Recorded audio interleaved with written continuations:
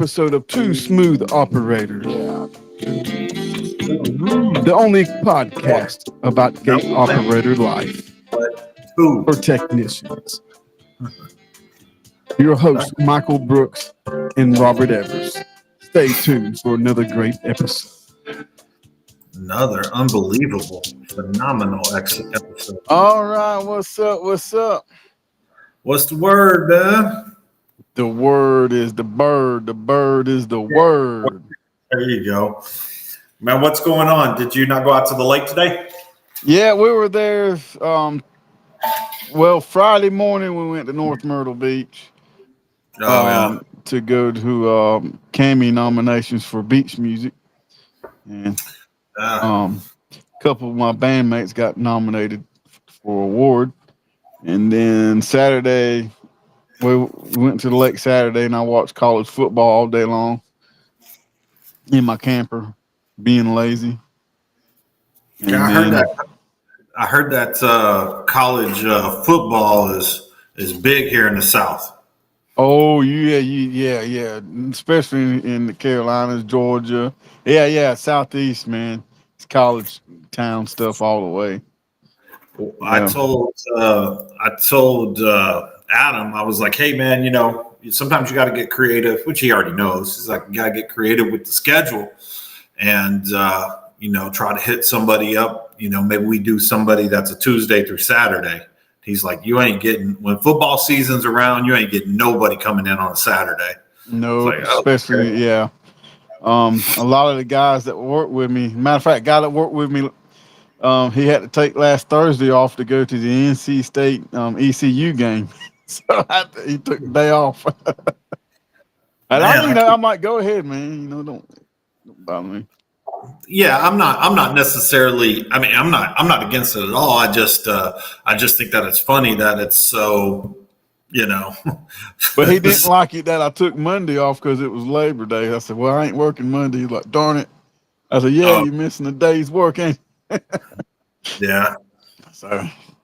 Yeah, that's I don't know. It's a trip, man. Finding people that are like, man, I'm never scheduled, and then you look at their hourly, and it's like, yeah, but you leave at 2:30, or I don't have enough hours. That's what it is. Not that I'm not scheduled. It's like, oh man, I don't have enough hours. I need to make some more money, and then it's like, late every day, and then leave early every day. I'm late every day, but I leave late. Well, I get off early. I'm like this. It's like what you can get done and how much you can make. What can you do? That's what it's about. But a lot of people don't think like that. They get the hours and that's it. And then if they can get an hour off early each day, they're like, yeah, I want to take that hour. And then at the end of the week, they look at the check. It's not a 40-hour pay. Yeah. I'm like, guess what? And why can't you do something stay a little bit later and do something that helps next week go faster? And it's just like, anyways, I really think at the end of the day, being a business owner is something that everybody should experience. And considering how many businesses fail, there probably a bunch of people are. But when you do it for long term, not just like 6 months, a year, 2 years, 3 years, once you do it for a long period of time, man, you start to understand the trials and tribulations of what an entrepreneur and a business owner is going through. It's crazy, man, because sometimes, me and my dad and I run this operation we have, and he'll want to make a move, and I'm like, no, let's don't go that way. Then I'll go my way. Then he'll say, well, you got to go this way. Then I'll go that way. And it's crazy how many different avenues or ways you can go about doing things in your business and getting things done on time. Right now, for the crew I got right now, we're getting things done quicker than what we were doing 6 months ago. So, and six months ago, you had a different crew, right? Yeah, and it was a crew of young men and an older guy, and it was kind of like the COVID crew. That was the last of my COVID crew, and I had 3 years with them.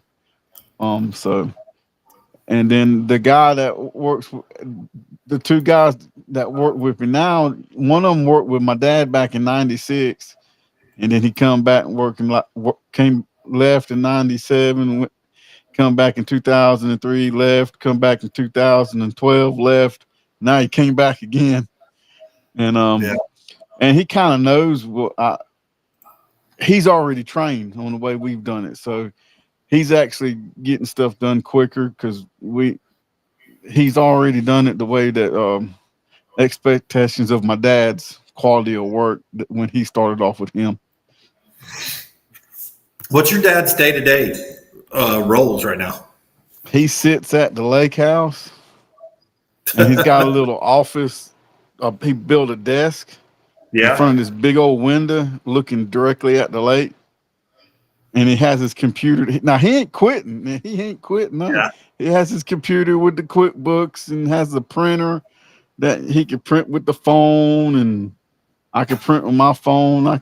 He can send me emails on my phone. And I can go and print them off in my office. You know, he sends me the invoices and stuff Yeah. that I need, and I That, put them up on my clipboard wall. So yeah, he oh, still runs it from the lake, but he don't have right. to go out and look at nothing.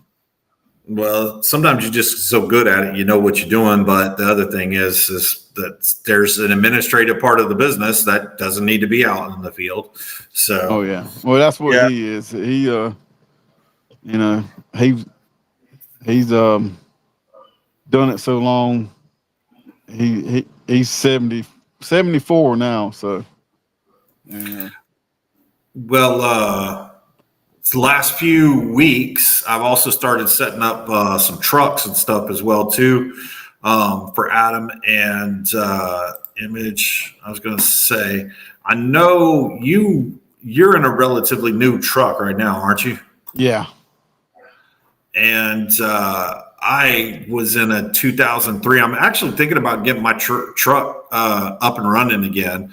I've been driving a company truck as of late, and I was It's a thinking about. I was diesel. like, it's diesel, I yeah. can hear it in your videos in the morning time.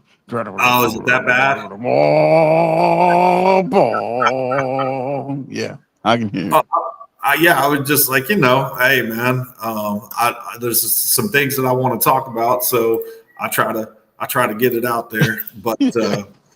But yeah, I mean that this is I saw this one out in the field the other day. Hopefully it'll pop up here just in a second.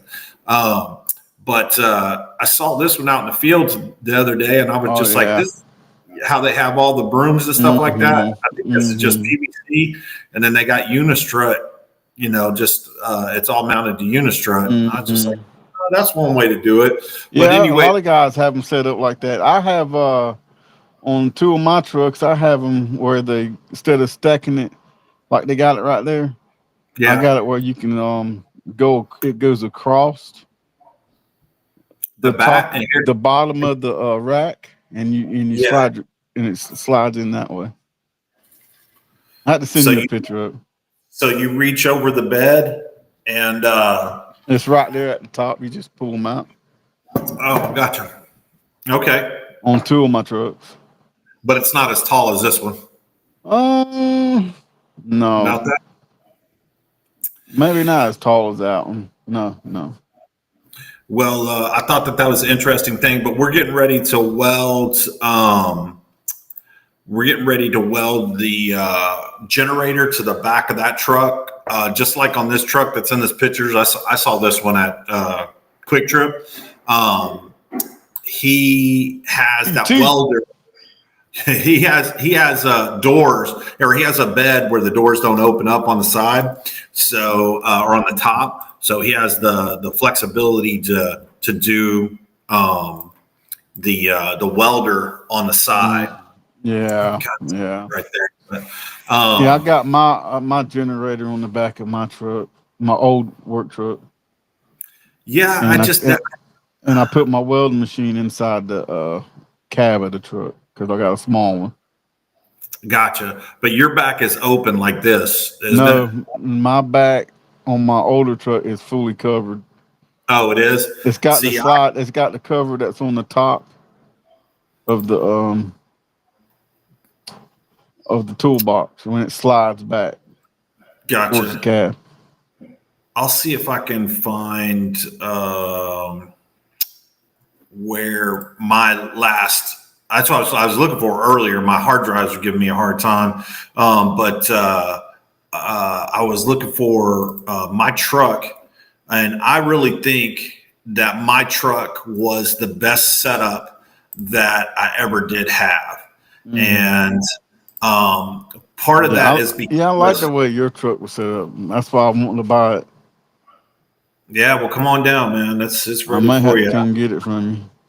I don't know. Oh, you know what? That's actually a good question. So I told you that I had that bad gasket, right? And I've called around to a couple of people to Uh, to talk to them about it, and it's just a bunch of bullshit. I was so fortunate in Dallas that I had several good mechanics that I could go to. Anyways, let me ask you this: have you ever had one of those head gaskets go bad and leave it sitting for a little while and having the radiator fluid? I would assume it's inside the cylinders, right? yeah. Or is it? Yeah. So I mean, I didn't know like how long that could go, or would that be a problem for a couple of months or something like that? Because right now it's been a couple of months. I got to figure out what I'm gonna do. Chris says, "What's up? What's going What's up, on, Chris?" Chris? He tells me everything I'm doing wrong installing these LA500s. Oh And my god. Yeah, you don't know how to install them yet, do you? well, Well, be, why is this unsafe right here? What is this right here? well, so check this out. So it's not about knowing how to install them or not how to install them or whatever the case may be in general. It's about what the manufacturer says in the manual. Well, I don't read the book. Why you need I'm the book? I'm telling you, man, there is no need. And apparently, from what I'm reading on the LA400, so this is the last service truck that I had I love personally. that truck right there. And what's so cool about it is that one, the bed is steel, so it's super heavy. Yeah. But two, it's enclosed in the back. The bed is So worth more than the truck. I wouldn't doubt it, right? And the Yeah. way that I have it set up is I have the whole thing is powered. So you walk up to the job site, and maybe you couldn't do that in your truck, but or in where you live, but I can do it in Dallas and in Las Vegas, probably the same thing. But in Dallas, every customer that I dealt with, I could pull power off of their house. Right. So all I Mm-hmm. need is a 100-foot 10 gauge cable, and my Miller 140 had zero problems cranking that voltage all the way up and burning through some Yeah. quarter-inch steel. Yeah. So I had you plug that in. The whole truck is then powered, meaning that there's outlets in these on the inside of these doors, and there's outlets on both sides, and there's outlets on the back. So I used the truck as the center for where you could go get power and air from, because I also had my pancake air compressor in the back as well as my Yeah. water jug and all this other stuff. So I had Mm-hmm. USB power. I had my Milwaukee charger. I no longer ran into the problem that I had before, which was, oh shit, I left my batteries at home. Right. And I would do that Yeah. regularly Yeah. because I'd bring Mm-hmm. them into the shop and charge them or whatever the case may be. And then I would forget them. So anyways, long I and got short of it, my check off list right here. I have one in my truck too, but I have one before I leave the house. If you want to see it, I'll show it to you. I got one right before I leave the house.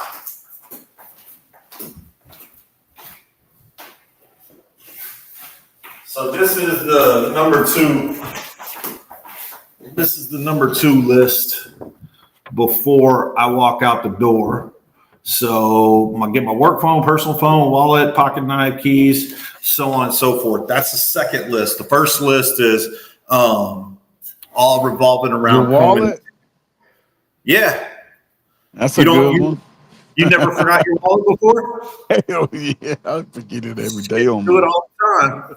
So that's like one of the first things. It's funny. I don't know how much more of it I'll be doing just because I'm now I don't have a flexible schedule anymore. But when I was going on site helping people with their business, and their wife or girlfriend was ever involved in the conversations, I would bring up checklists, knowing exactly where it's going to go. I'm like, you got to have a checklist before you walk out the door. You can't forget your work keys, your backup keys, your backpack, your gun, your laptop, your pocket knife, your backup pocket knife. And if you're really a redneck, your third pocket knife, and so on and so forth. And I turn to the girlfriend or the wife and I go, does he ever forget his phone at the house?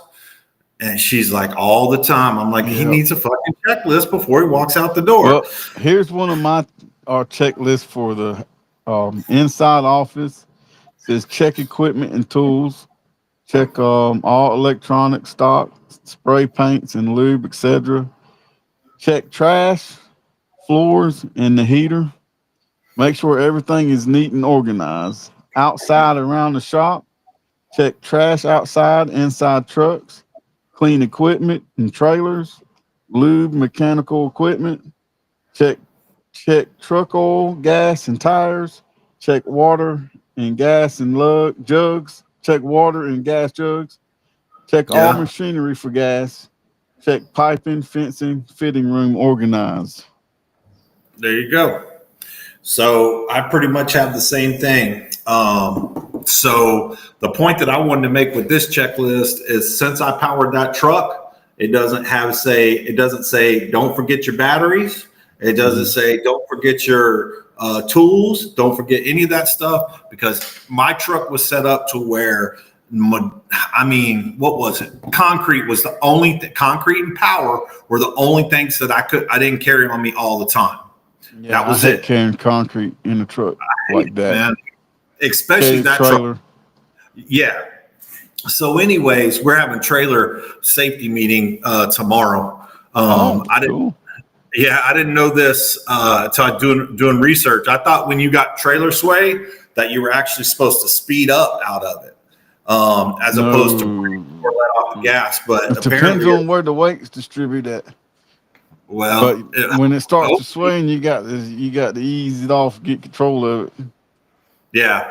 Well, that's what the trailer safety meeting is tomorrow. We had a quick one on Friday because I know this sounds stupid because I'm an access control guy. I'm not a fence guy. That I wasn't 100% sure if an 80-pound bag of concrete meant 80-pound in volume after it's wet, 80-pound dry, or whatever it is. So I looked up the weight of 80-pound bag of concrete, which is 80 pounds, and then also the weight of the water. And I actually had them write down the weight of the water at those 10-gallon increments so they could evenly distribute the weight on the trailer. For the most part, get 60% of it from the axle to the tongue is what I studied. Does that sound right? Yeah, the axle, you want all your weight on the axle moving forward. If you put Gotcha. all the weight on the front, it'll move on you like that too. But if you have all the weight in the back, it's 10 times worse. Yeah. So we have there, and still I haven't asked because I'm really not right now. I'm not dealing with the day-to-day operations of the business. Mm-hmm. I'm focused on just a few administrative things that we're really, really trying to work on, and a lot of that has to do with recruiting, hiring, and training. And these small things like this, I see them they just loaded like 15 bags of concrete. It's more than that. It's like half a pallet of concrete. And then the water jug, which is all the way to the front. And I start doing math. I'm like, do y'all got this trailer balanced out just right? Have y'all ever been through trailer? So anyways, I did quick training yesterday, or on Friday, which is, 60, 40, 60% to the front of the axle, 40% to the back. Getting that water labeled, and then how to do your chains and how to stop trailer sway. So there's going to be a 15-minute video. Because if they don't put it over the axles, it's going to sway on them. And that you can have it on the back. You could take a gate operator itself, an old one. Say you pull an old CAPXLV2 Liftmaster. Them things are heavy. You put it on the very back of the trailer, it's liable to sway on you. You put it on the front of the trailer, it's liable to sway on you. Most likely not. But if you put it right over the axle, strap it down, you're good. Boom, you're gone. But you'll Well, find out when it starts swaying back and forth real bad and jerk you off the road. well, that's what's scary about the whole thing is when you see, I cannot find it for the life of me, but there's a video out there that of somebody while it's happening to them inside the cab, and they've got trailer sway going on. But this, let me see if I can share my screen share. There was one on YouTube when they showed a little display of a truck and they moved the weight around on the trailer, and it showed you what it did. So that one I found. Can you see the big YouTube screen, Yeah, Robert? I see. All right. So this one is really bad.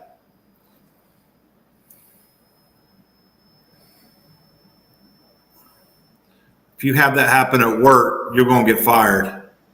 Well, that's a camper, ain't it? Yeah, it's a camper, but it's still the same thing. Small vehicle. Yeah. Yeah, look how small that is. Going too fast. He had a bad day, man. Yeah. But a lot of the trailer sway videos out there that I found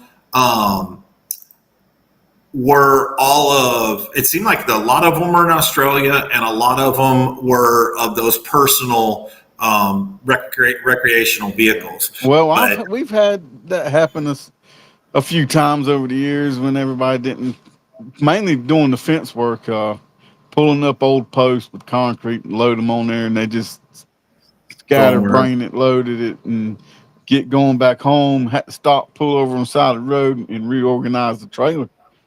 Yeah. Luckily, something bad didn't happen. We've had a trailer hit a railroad track, popped off the back of the truck, and went past the truck and hit a ditch tile. That was one of the other things they were talking about was cross your chains when you bring them up.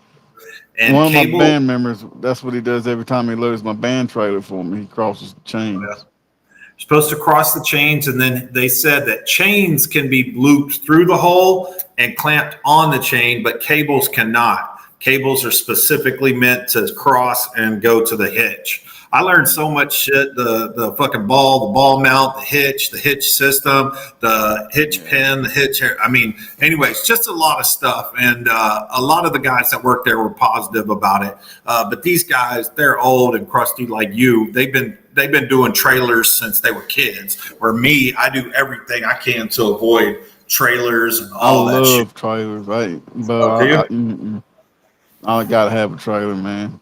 I put I got my truck and I put my operators on my little. I got a little 8x8 trailer, and I throw all my operators on there, and then I head on out, and then I throw the old operator. I take the old operators off, throw them on there, get my new ones off, put them on, and I don't mess my tools up in my truck. That's why I do that, because I don't want to mess my tools up. Well, that's fair enough, but I don't know if you saw that post that I put out. I asked everybody how they're securing their trailers. So you have a shop to where you lock it up and all that good stuff, right? Yeah, I don't have to really worry about it where I'm at. Well, I did have a trailer get stolen last year, but out of your shop or just somewhere else? Yeah, out of my shop. Yeah. Oh yeah. Mm-hmm. Employee? Ex-employee, yeah, one of them. Yeah, ain't that the truth, man? They know how to get into everything. And it was one of my little trailers too. Want my big trailers? Gotcha. Yeah, man, they're proud of those things, man. I mean, the used trailers go for what fucking the new trailer goes for. Oh yeah, used trailer. I bought my band trailer for myself. It's a nice one too. It's 20-foot long enclosed car hauler. Enclosed, and I paid $4,500 for it. If I were to buy it brand new, it would have been like $12,000. And so that was a good deal to me, because they're expensive. Well, if you want to buy my truck, let me know. I think I'm gonna get it back on the road. I'll do you a good deal, but you got to come get it. I ain't worried about it.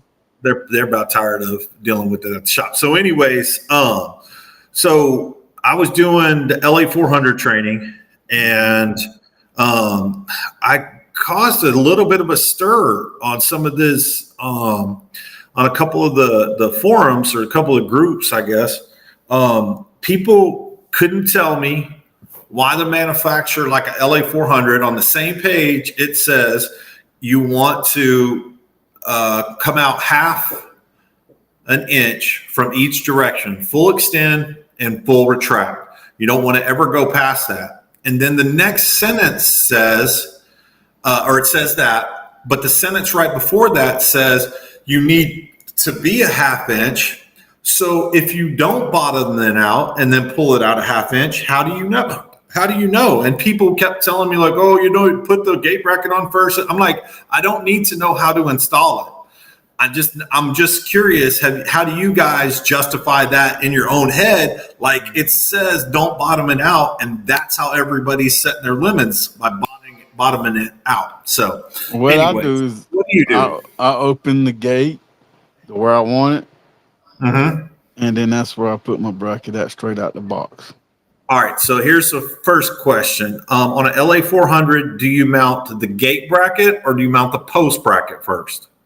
I mount the post bracket first because that's what gives you your angle off the hinge pin, right? Off the center of the hinge, right? All right. So Adam, he brought up a good point. Adam said that, the gate bracket on first, and that at least that way you get it center and then you get your arm leveled. So he actually screws the gate bracket in first and then screws the hinge post in first and then welds it after he gets everything set up. Have you ever done that? Or, that's the way I do it. Oh, it is? You just said you did the hinge post first. That's the hinge post is the one I do first. Yeah, well, I was just saying he says the gate post, the gate post. The gate, no. He does the gate bracket first. So the post. No. Yeah, I know. That's what I'm saying. I'm just like, I need to make backwards in my book. Yeah. But his point is valid in the sense that at least you don't have to screw it. You could take a clamp and clamp it. That's the way I do all mine. Yeah. But you know what?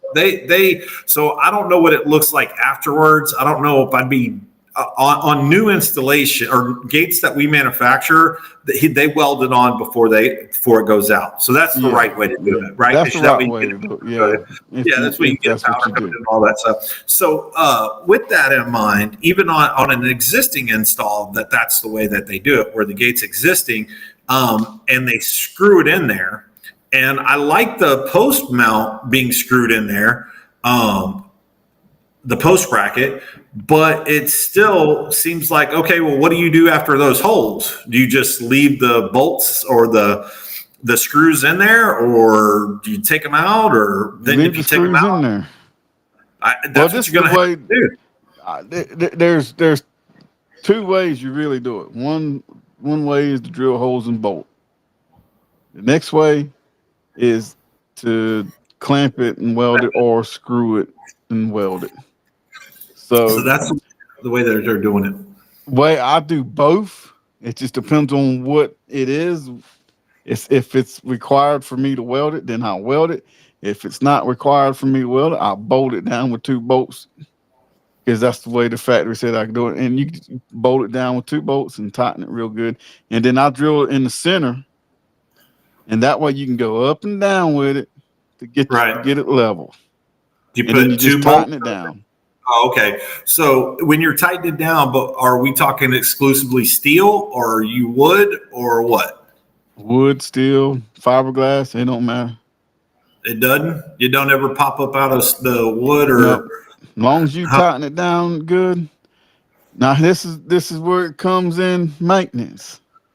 Yeah, that's fair enough. So when it loosens up after 6 months, you got to call me back, because it's gonna cause the limit to mess up. And then you have to call me back out there to come tighten it up. And how many LA500s are you installing with the Maglock?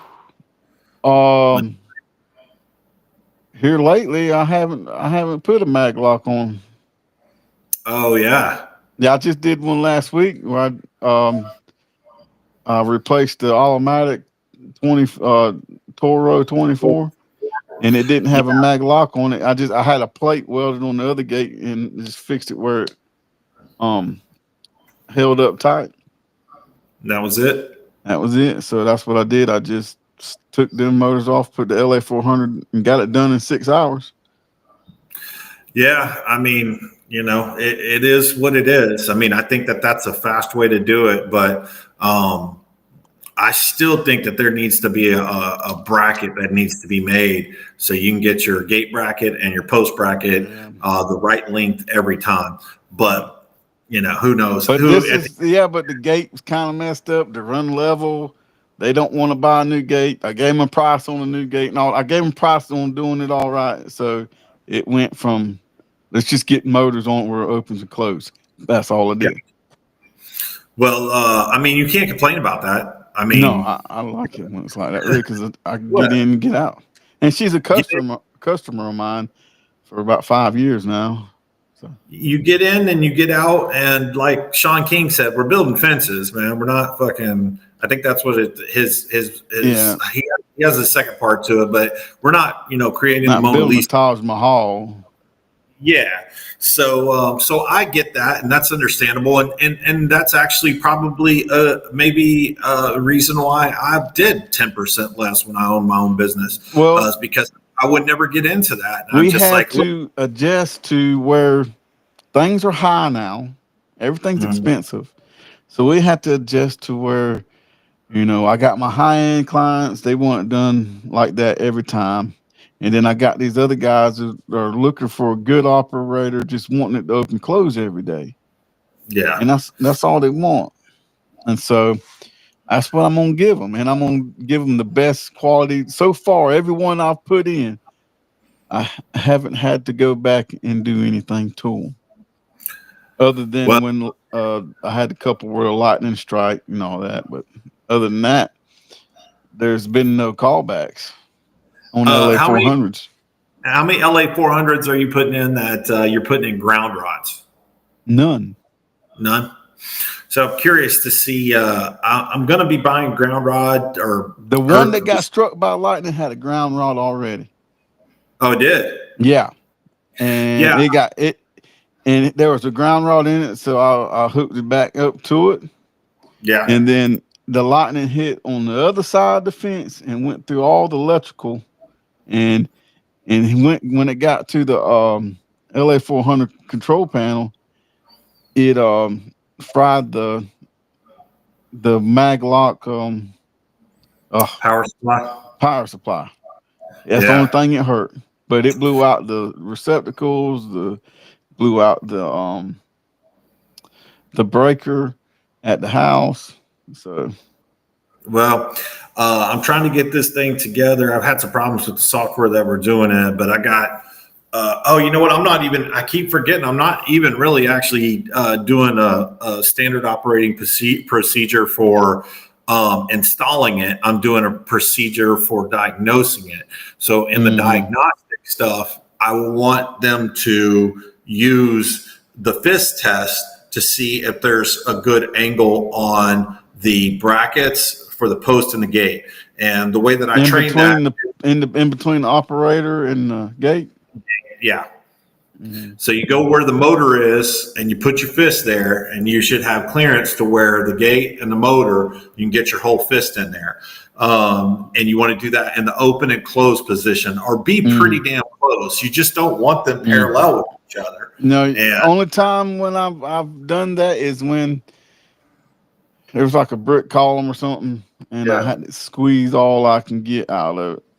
And but I made the guy last week when I was doing that dual LA 400. I was like, "Hey, I want you to look," because I was setting the limit switch and I was at the board, and he was on the opposite side on motor 2. I was like, "Look in between the gate and the operator, make sure they're not hitting whenever I open it up all the way." yeah. And he's like, "What are you doing?" I said, "Look in between the gate." And he said, "I can stick my fist to it." I said, "That's great. That's all I need to know." Yeah. I mean, ultimately, that's the test, to set limits on an LA 400, you're doing the on a dual, you do the second one first, and Yeah, then you open it. Okay, First, open it all. Open all the way, then hit open, then set the open limit, then close it back On number 2. on number 2. First, And then okay. Then you take number one. No, you take number one. You make sure number one ain't in the way of number two. If you Okay. got a mag lock on or something.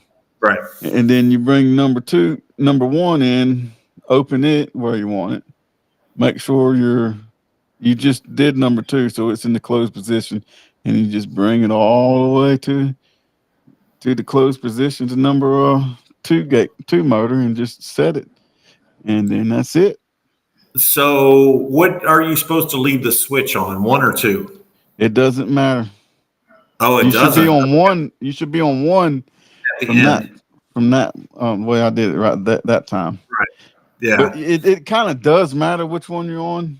So you want to leave it on one just to be like, this is where it comes from the factory. So Okay. Yeah. So I'm writing the diagnostics for an LA500, and doing little videos with them as well too. I'll probably pull those up in the next podcast. I'd like to get everybody's feedback. And then I'm doing advanced diagnostics where we talk about ghost voltage and small things like that, which probably most people won't use. I mean, probably as soon as they go to step number 9, which is replace the batteries, they're probably going to have, and by then they've already tested the power. They're probably going to be in pretty good shape.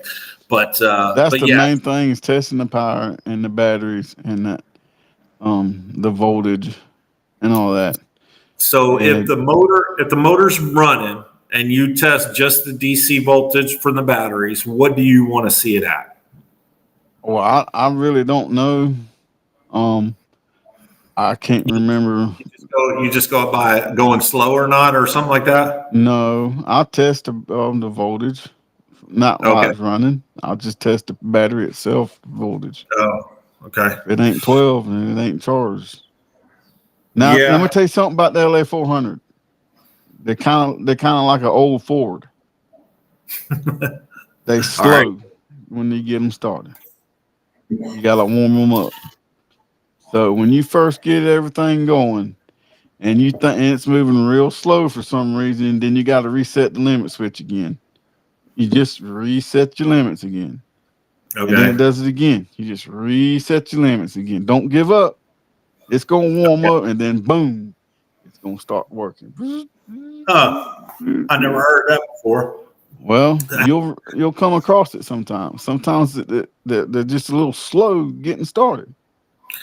How often are you replacing either the gate arm fuse or the DC power fuse? How often do you replace it? Never? Yeah. Never, not in that one. No, place a lot of fuses in automatic, but Yeah.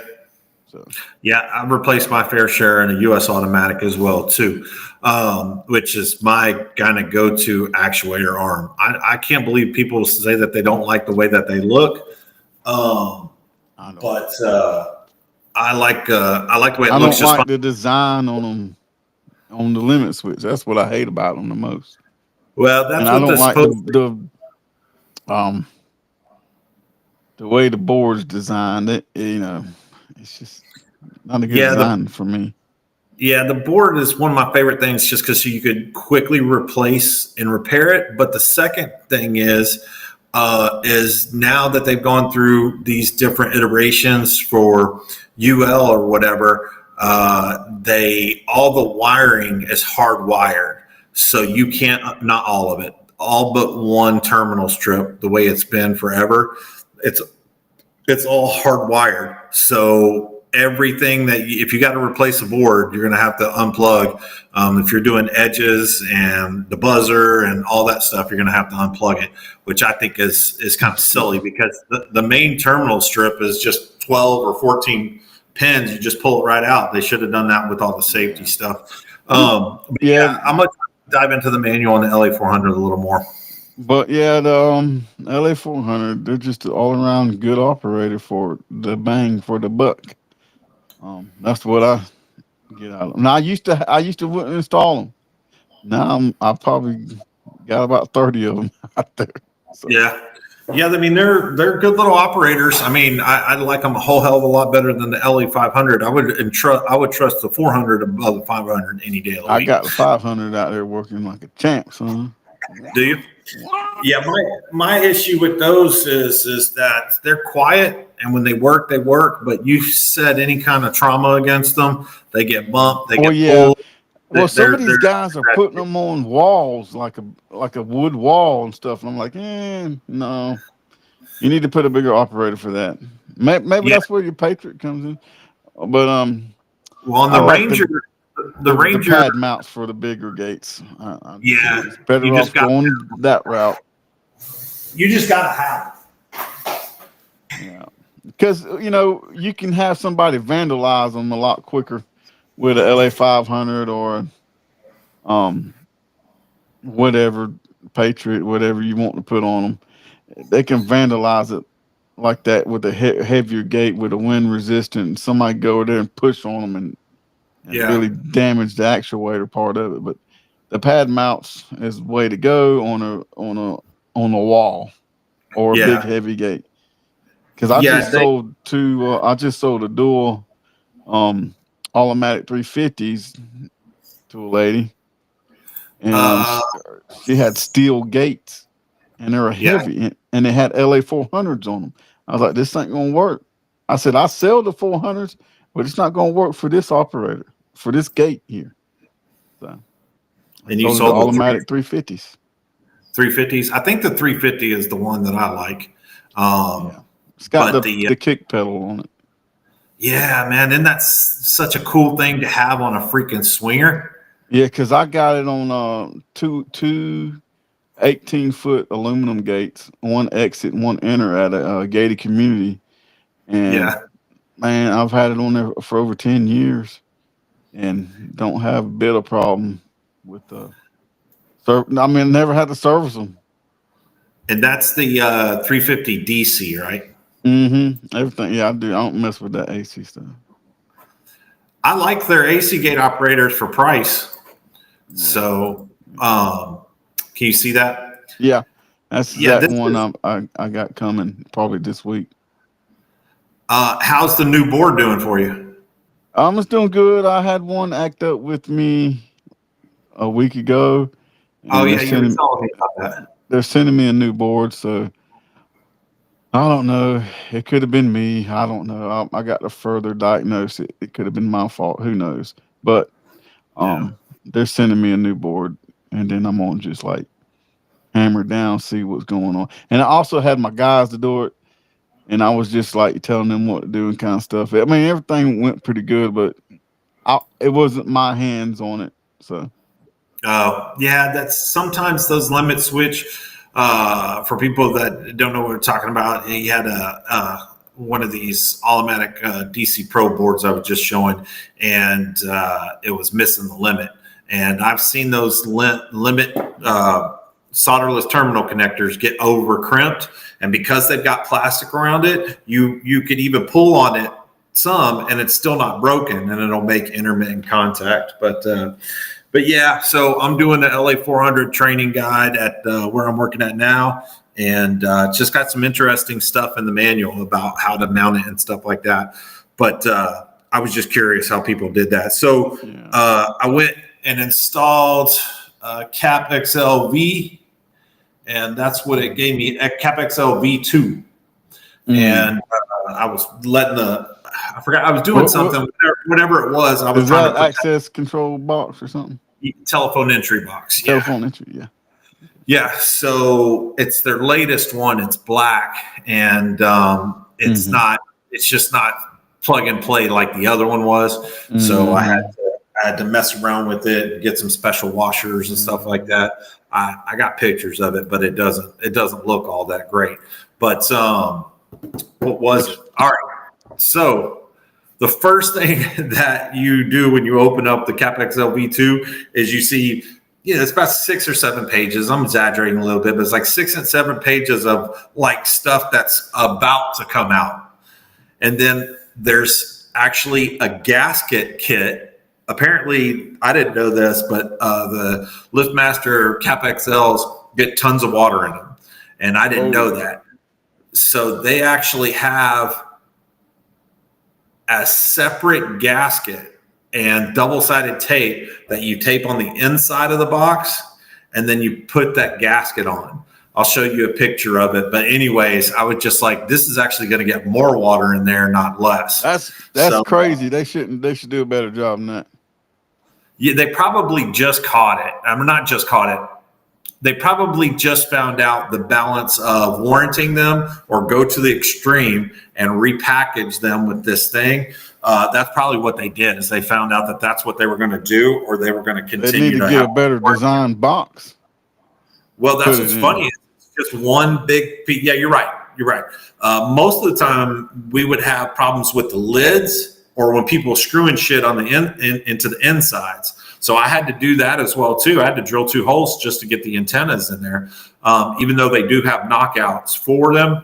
But I had to drill 2 holes, and next thing you know, you'll get water in there. But the fact that it had that gasket right off the bat, I was just like, man, somebody is paying some big bucks for this. Because I mean, can you imagine how much it costs to repackage or include that in a package?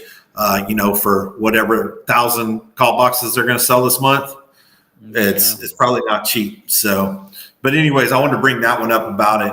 But the software, other than it being really dumb the way that they label it, software's I don't have any complaints from it. So. Now, do you program the software or do they program it? It varies. Where I'm working do they go into the cloud or what? You can do it either way. So basically, you have to go to MyQ Business or whatever it is. You have to log on to the website, do the payment, because, of course, they want the money the first thing. Schedule your payment. Hold it right there. Did they give you any percentage on it? That I don't know.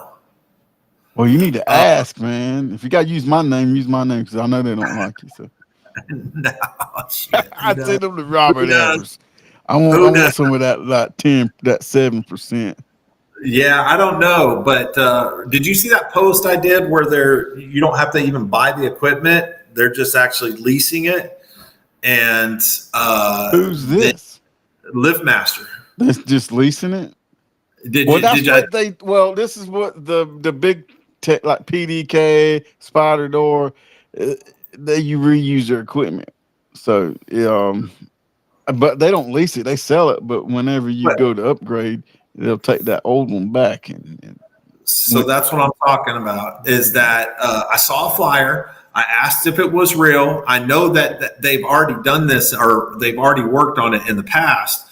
I may have had some inside information about that, so I know that they were going to do it. But then when I saw that flyer, it basically says, we'll give you the equipment, you install it, and then you'll just charge a monthly fee for it.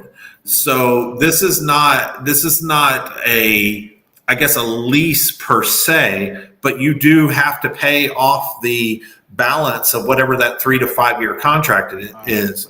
Bullshit. Yeah. So that's just, you just need to go ahead and buy that thing. It's all going that way, man. I'm telling you, because yes, I know it is, but come on.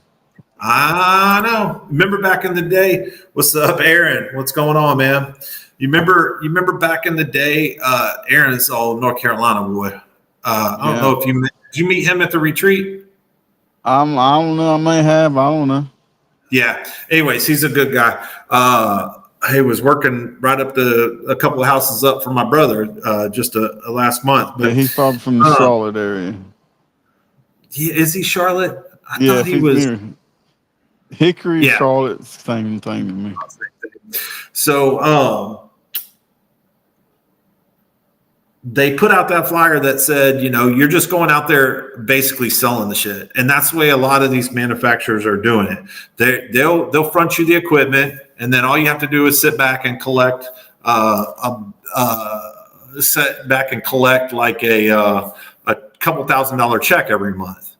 So yeah, you fronted all the labor, but the back end of it is pretty high because they've obviously paid for the equipment and the software. So I can lease it from them, and then I can sell it to my customer. technically it's all in one package thing. You're not even going to your customer and saying you're leasing it to them. Basically what you're saying, No, and I no, guess, no. I'll lease it from Liftmaster, oh, whatever, and see, then I'll sell it to the customer for $10,000.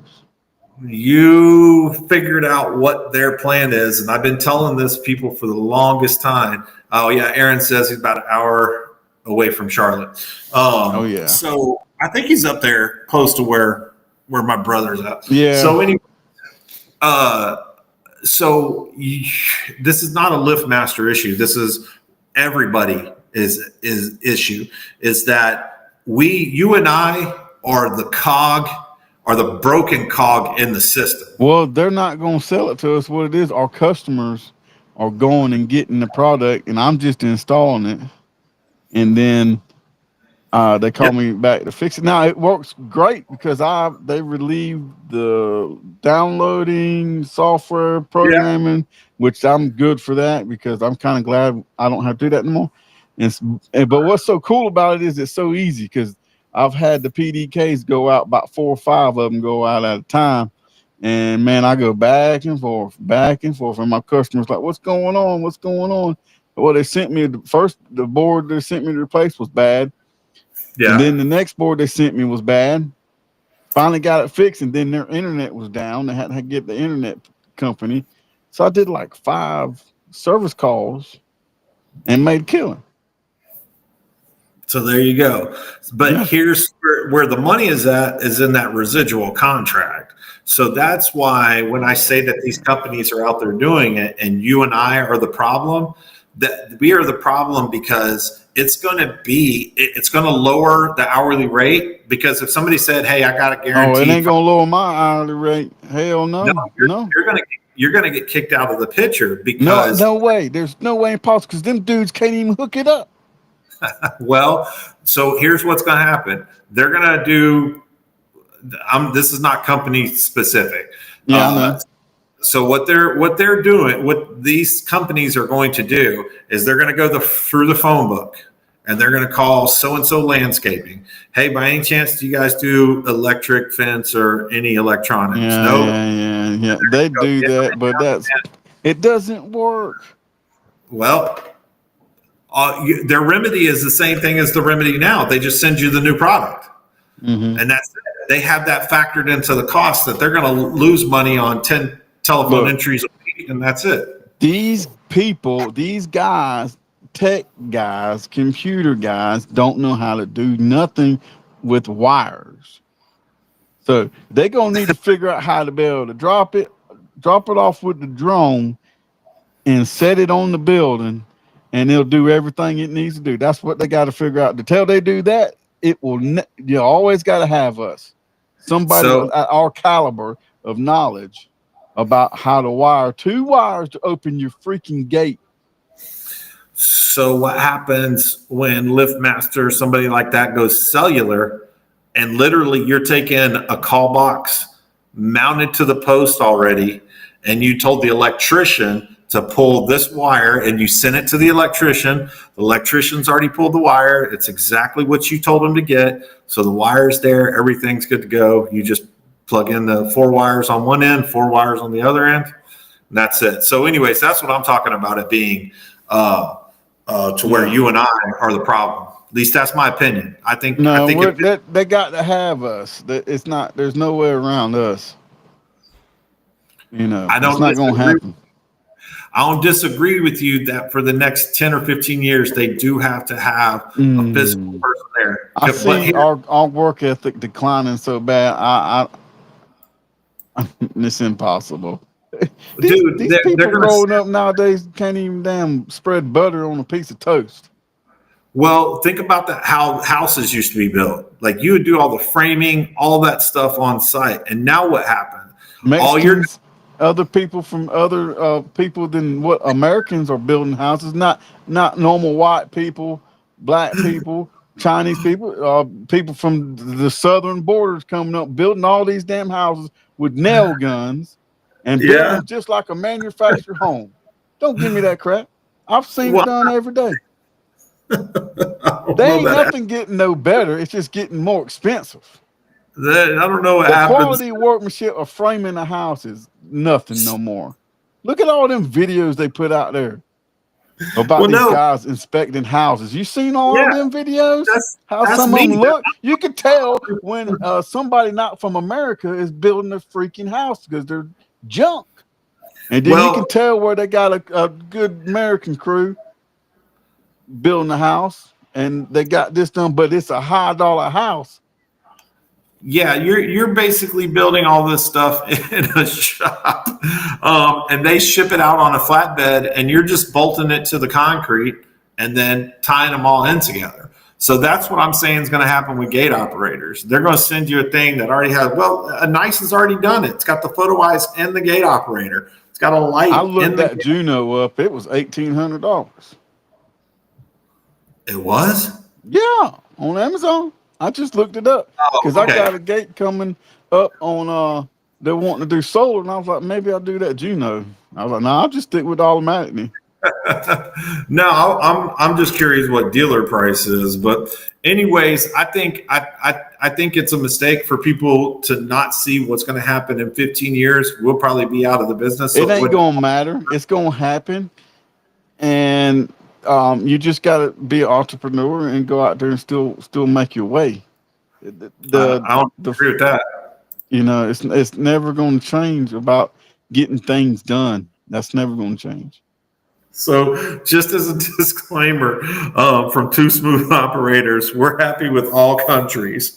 I will tell you, have been on the one of the largest southern border, if not the largest southern border in Texas. Is that what would happen is if you don't speak English, that doesn't mean that you're not from this country. No, Okay, no, no. we don't have a national language, but it does give an indication if you're a grown adult that you might not have been in this country very long, regardless of what your status actually is. And I can tell you that in Texas, I saw several business models which were one guy gets the contract, an expert framer, and then he brings in people that have never framed before, have Oh, limited frame, well, and that's what I'm and then saying. and then he hires Yeah. 15 of them, whereas normally you would hire one or two expert framers to go out there and get it done, and you just see like 5, 6 dudes just sitting around. I And see they're that with a building lot all of, these apartment complexes everywhere, yes. throwing I, that OBS plywood on the side of it, and I, and they're putting them up in like 3 months. I'm like, good gosh, they already got it built. that's because half of it's built in a factory in some other town. They just ship the majority of it on a pallet, ship it out there. The flip side to it is that I tell people this all the time. You would be surprised at what's in a wall of a new apartment complex. I've seen Gatorade bottles filled with piss. I've seen food. I've seen all kinds of shit that they throw in there, that's in your wall today. And it's just like, it don't matter. That's just gross, man. And you wonder, you go in some of these houses, you're like, man, we can't figure out what that smell is. I don't know what it is. Yeah, it's because somebody put a pee bottle behind the end of your wall. But that happens from all countries and everything. Anybody, I'm not saying it's I bad, but know. it's happening, and not every crew is bad, but there's people out there building stuff that's not building it right. So. Man, my buddy started a framing company. Man, had one or two jobs under his belt, made quite a bit of money. Next thing you know, the people that he'd hired to actually do the work weren't setting the studs to the right spaces, all that stuff. They were suing him for big money, basically enough to go out of business. So, Well, anyway, that's the part where people want to start a business up and not run it themselves or trust somebody. Well, that's when they get screwed majority of the time, unless you have some type of team where you can do it. But if you don't have a team, I don't think you're being smart about running a business. You got to have a team. no, yeah, you got to do as much as you can to get out of doing the work as quick as possible. That doesn't mean not going to the job site or taking a couple of days off. You still got to do all of those things, You but got to have a team of people that's on your level that can help yeah, you run that business and uh, and other businesses too. you got, well, yes, a small business, you got to do all those hats, but you got to get out of there being like a 2x4 right there, knowing that it'll only take you 5 seconds to pick it up and take it over to the framer. You got to get out of that mentality. Well, You got that's to, probably where you need to really see who your subcontractor are. How well do you know your subcontractors? How well you know their skill sets with their crew and stuff. You yeah. know, We that's would we had position contracts when I hired subs, and there was relative main things I was concerned about is your dress, your attitude, your actions, your behavior on the job site, not necessarily the quality stuff. Because as long as you got the gate operator there bolted down good, I can fix the rest of the stuff and still justify paying somebody else to do it. But yeah, you got to get out of doing it day to day. That's the only way that you're gonna succeed, man. So what do you got planned for next week? tomorrow. This week, rather. Tomorrow I got to go to what you call the Southport, North Carolina. Got to put up 200 foot of 6 foot chain link. Yeah. But I'm gonna just go drop them off, get them started, and bolt out, and go do some service calls in that area. Yeah. Then head back home. That's all. Then I've got a lot of little service calls to do, and then got a couple new installs that will be ready for next week, and that's pretty much about it. When you do those chain link jobs, are you still digging and putting cement down in there? Damn right. Yeah. And you just take the trailer down there or meet them down there and drop off the trailer and go do your stuff? Well, they'll know my guys. We all come to the shop every morning, Oh, so gotcha. we meet at the shop. We'll load up. We start at 6 a.m. Oh, yeah. Yeah, we start at 6 a.m. Load up, head out, and then I'll show them where to put it. Then I'll leave. But you're on a 4-day work week for the most part, right? Yeah, 10 hours a day. Yeah. And then I Well, try to get one of them to come in on Friday to do the checklist and put gas in the trucks and check the oils and all that too. that's a good idea. Yeah, I think that's when you know you really made it, when you can have one guy just doing tool and vehicle maintenance full time. That's a good way to do it. Well, look, man, I ain't got much going on next week either. Just back at the grind, training and building out that training center, and that's it. So, Well, I'm gonna try to head that way maybe in a couple weeks. oh, cool. Well, I'll be ready for it. I gotta get some tires put on my truck. They're about bald. Oh yeah. I keep telling Amber to take it out there Get to it the done. tire shop so it gets me some new tires on, and I'll come down there and see you. All right, man. Well, look, let's roll this thing up and call it a day, man. You ready to roll out? Yep. Well, Like you don't even know. Oh, we got a new song, don't we? no, I ain't got it ready yet. Oh, you don't? I thought we played something different. Thank you for tuning in to Two Smooth Operators Podcast. Your hosts, Michael Brooks and Robert Evers. I'd like to thank you for tuning in. Also, tune in next Sunday, 5 o'clock Eastern Time. Thank you very much for watching another great episode